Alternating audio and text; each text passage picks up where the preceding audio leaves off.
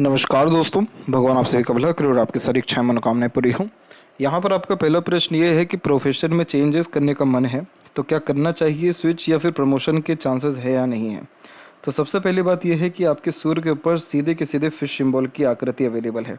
Fish symbol की आकृति इस बात को डिनोट करती है कि आप जिस भी प्रोफेशन में जाएंगे वहाँ पर स्टार्टिंग लेवल में बहुत ज़्यादा ही टफनेस, स्ट्रगल और कहीं ना कहीं अनसेटिस्फेक्शन, अनस्टेबिलिटी आपको क्रिएट होने वाला रहेगा। उसके पीछे रीज़न ये है कि फिश सिंबल बहुत ही रेयर साइन है और बहुत ही पॉजिटिव साइन है, और इस रेखा का काम यह होता है कि यह आपको टॉप पोजीशन या अथॉरिटी पर लेकर के जाए। तो स्टार्टिंग लेवल पे या इनिशिएटिव में बहुत ज़्यादा डिफ़िकल्टीज इसलिए आती है ताकि मेंटल स्ट्रेंथ जो है वो बढ़ सके, मेंटल कैपेबिलिटी इंक्रीज़ हो सके या फिर झेलने की जो ताकत है वो बढ़ सके।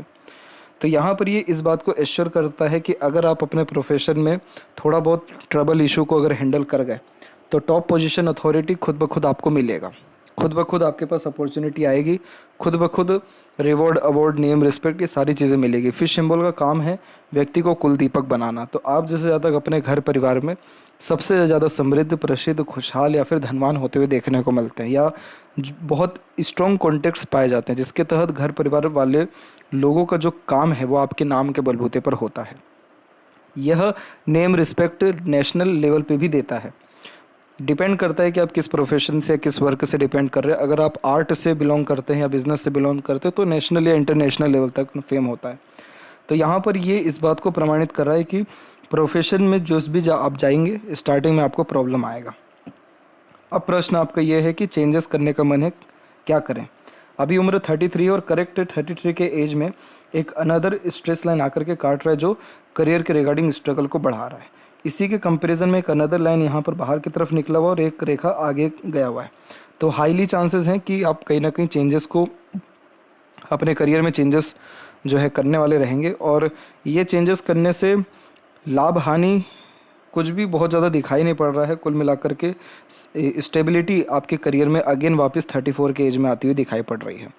तो जहाँ तक अभी हस्तरेखा के अनुकूल अगर बात की जाए या आपके अनुकूल अगर बात की जाए तो अभी आपको चेंजेस ज़्यादा कुछ करना नहीं चाहिए अपने करियर के रिगार्डिंग, क्योंकि आपके माइंड लाइन में आइलैंड का फॉर्मेशन बना हुआ है, और आइलैंड का formation mental stress, pressure, anxiety, tension, worries बहुत ज़्यादा देता है, और ये करेक्ट 33-4 के एज में ही है। तो इस पीरियड में अगर कोई चेंजेस करते हैं तो फिर कोई अपॉर्चुनिटी आने के चांसेस या बहुत जल्दी सेटलमेंट या सेटिस्फेक्शन मिलने के चांसेस नहीं रहते।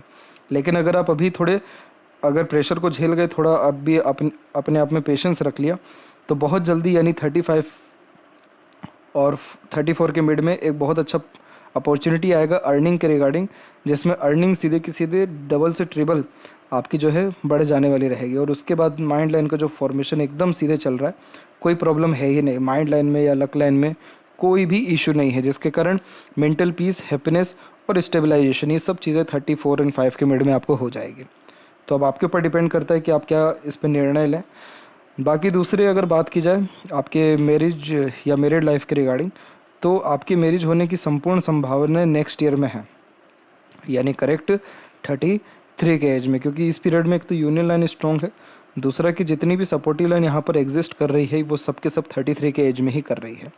और ये जो सपोर्टिव लाइन है ये पार्टनर से मिलने वाले सपोर्ट को या पार्टनर के अतिरिक्त दूसरे लोगों से मिलने वाले सपोर्ट को, नए लोगों के जीवन में आने के युगों को, सब यह निर्मित करता है। तो एक तो प्रोग्रेस लाइन भी लगातार इधर निकलती जा रही है जो सेल्फ मेड लक को या खुद के मेहनत से होने वाले प्रगति, समृद्धि को दर्शा रहे, लेकिन सपोर्टिव लाइन दर्शा रही है कि एक इनिशियल लेवल पे आपको कहीं ना कहीं बैक सपोर्ट या हेल्प बहुत अच्छा मिलेगा। तो आपके पार्टनर भी बहुत ज़्यादा लॉयल, डेडिकेटेड एंड अट्रैक्टिव रहेंगे, और कहीं ना कहीं वो भी कोई किसी न किसी अच्छे पावर पोजीशन अथॉरिटी में रहेंगे, क्योंकि आपके हथेली में डबल फिश सिंबल की आकृति यहाँ पर जो है अवेलेबल है। तो इस कंडीशन में पार्टनर्स के आने के बाद और ज़्यादा प्रॉस्पेरिटी एंड प्रॉपर्टी बढ़ने के चांसेस क्रिएट होते हैं। जुपिटर बहुत कम एरिया ले रहा है, इसलिए मैरिड लाइफ में डिले हो रहा है, लेकिन मैरिज होते से ही बहुत एक्सट्रीम लेवल की प्रगति या समृद्धि आपको आपके जीवन में मिल पाएगा।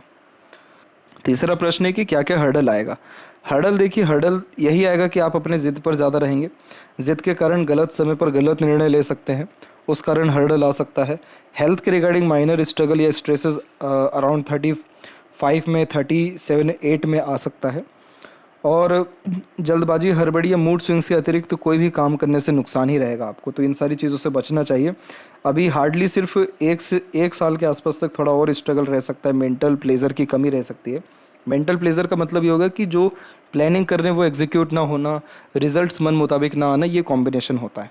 लेकिन इसके बाद में कोई प्रॉब्लम या हर्डल ऐसा मेनली रहने नहीं वाला है, और भाग्योदय जस्ट मैरिज के बाद ही होने वाला है। तो मोस्ट प्रोबेबली आपका भाग्योदय 34 के एज में 100% हो जाएगा, क्योंकि इसके बाद से आपकी लक लाइन की, सूर्य रेखा की, मरकरी लाइन की, भाग्य की और जीवन रेखा की सबकी स्थिति बहुत अच्छी है। तो जब व्यक्ति को प्रॉस्पेरिटी, प्रॉपर्टी और फ्रूटफुलनेस, हैप्पीनेस, इंटरनल पीस, ये सारी चीज़ें चारों तरफ से जब आती है, तब ऐसे ही साइंस क्रिएट होते हैं। और जैसा आपके हथेली में ये मछली का चिन्ह है, तो ये भी अराउंड 34-5 के अराउंड ही एक्टिव होता है, जो कि reward, award, name, respect, authority, इन सब चीज़ों को बढ़ाता है। तो इसी पीरियड से भाग्योदय की संपूर्ण संभावनाएं हैं। इसके बाद यहाँ पर जो आपका प्रश्न है हेल्थ के रिगार्डिंग, तो हेल्थ के रिगार्डिंग दिक्कत तो आने की संभावना है पूरी, क्योंकि अंदरूनी मंगल वीक हो रहा है, तो स्टेमिना, एनर्जी, रोग प्रतिरोधक क्षमता वीक होने लगता है। और लगातार ये जो रेखा काट रही है, ये हेल्थ के रिगार्डिंग की स्ट्रगल को दर्शा रही हैं। इसके लिए एक्सरसाइज, योगा, प्राणायाम, जॉगिंग जैसी चीज़ों को प्रेफरेंस देना चाहिए, तो जाकर के कोई मेजर हेल्थ इशू फिर नहीं आता है। अदरवाइज़ इसको अगर प्रेफरेंस नहीं दिया तो कुछ भी मेजर इशू अराउंड 35+ एज के बाद में आ सकता है। फाइनेंशियल स्टेबिलिटी तो ओवरऑल लाइफ में रहेगी, क्योंकि आपकी लक लाइन का जो फ्लुएंसी है वो बहुत बढ़िया है।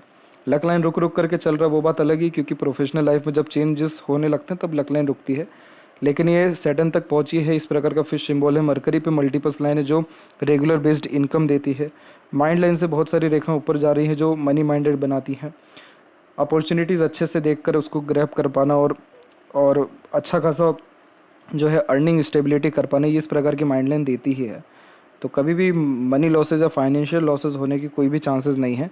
और फॉरेन ट्रैवलिंग की तो पूरी संभावना है, क्योंकि मून लक लाइन है। मून लक लाइन होती है तो यात्राओं को सौभाग्य बहुत देती है, तो देश विदेश छोटी मोटी यात्राएं सब रहती है। सब मैरिज के बाद में आपको होगा। जहाँ तक उम्र के विषय में बात की जाए अब, तो यहाँ देख सकते हैं कि लाइफ लाइन का फ्लो शुक्र की तरफ झुक रहा है। अगर ये और झुकता है तो 80+ उम्र रहेगा, लेकिन अभी अगर जज करें तो 74+ के आसपास में उम्र दिखा रहा है। मेंटल इलनेस तो अभी चल ही रहा है। ये डिपेंड करता है कि आप अगर अभी कोई भी मेजर चेंजेस अपने लाइफ में नहीं करते या कहीं इन्वेस्टमेंट नहीं करते, तो कोई मेंटल प्रेशर या इलनेस नहीं आएगा। जो चल रहा है उसको वैसे ही चलने देना, कोई भी प्लानिंग को एग्जीक्यूट नहीं करना, किसी भी परिस्थिति पे जोर ज़बरदस्ती ना करना, तो कोई प्रॉब्लम है ही नहीं। लेकिन अगर बहुत ज़्यादा ही डिज़ायर, एम्बिशंस के रिगार्डिंग काम करते हैं, मेजर चेंजेस अडॉप्ट करते हैं, जैसे करियर में चेंजेस, तो मेंटल इलनेस आना लाजमी है। इसके अलावा कंफर्म कर लेते हैं एक बार आपके लेफ्ट हैंड में, तो यहाँ पे देख सकते हैं कि इधर भी देखिए सेम टू सेम आइलैंड जो है इसी समय पे। आइलैंड तब आता है जब व्यक्ति अपने जीवन में स्टक हो जाता है, जब कुछ हो नहीं पाता है, जब आगे ग्रोथ नहीं कर पाते हैं, एनर्जीज प्रॉपरली काम नहीं करती हैं, mental pressure, tension, worries build होने लगता है, तब आइलैंड बनता है। तो बस इस कंडीशन में यही है कि अध्यात्म से जुड़ना चाहिए, चैंटिंग करना चाहिए, प्राकृतिक रूप से जितना हो सके कनेक्शन बिठाना चाहिए, जैसे हीलिंग प्लेसेस पे जाना चाहिए, या कहीं ना कहीं पानी के जो इलाके होते हैं उसके आसपास में भी जा सकते हैं। थोड़ा नेचर के करीब आना चाहिए, पैशन, हॉबी को फॉलो करना चाहिए। तो ये इशू जो है कट जाता है, और ये मोस्टली कटने वाला है, समय निकलने वाला है, तो टेंशन वाली बात नहीं है। ओवर रिएक्ट करने से, ओवर एम्बिशन रखने से आपको बचना चाहिए। मंगल की तरफ से बार बार प्रॉब्लम आ रहा है, तो नीम का पेड़ आप लगा सकते हैं, उसकी देखरेख करना शुरू करें। जितने भी अननेसेसरीली इवेंट होते हैं, हर्डल्स होते हैं, या unnecessarily expenses, losses, tension worries आने के जो चांसेस रहेंगे या रहते हैं, वो सब आपके ख़त्म हो जाएंगे। फिर बाकी सारे कॉम्बिनेशंस बहुत बढ़िया हैं। तो आशा करता हूँ आपके सभी प्रश्नों का उत्तर मिल गया हो। तब तक आप अपना ध्यान रखें। आपका बहुत बहुत धन्यवाद।